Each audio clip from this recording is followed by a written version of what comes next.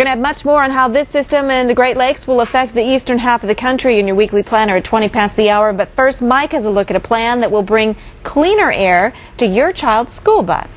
Well, when you load your little ones onto the school bus, do you ever think about the air they're breathing?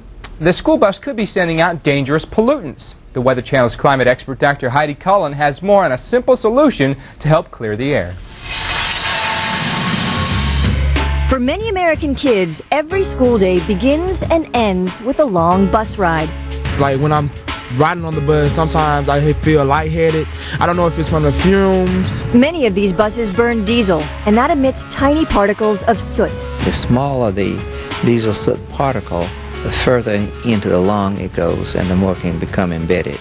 And remaining there can cause many different adverse health effects. The Clean Air Task Force and the Southern Alliance for Clean Energy used sensors to track soot levels on a typical school bus.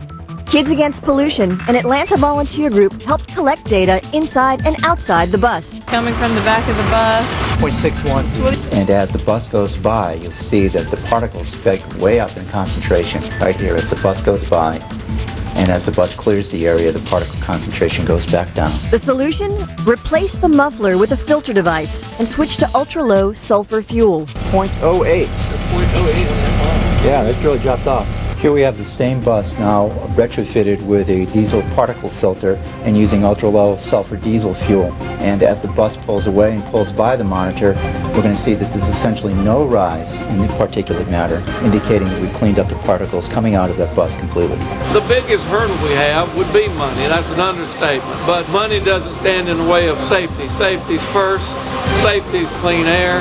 Clean air means a better ride for our kids. For cash-strapped school districts, making alterations in existing vehicles is more realistic than ordering a new fleet of buses.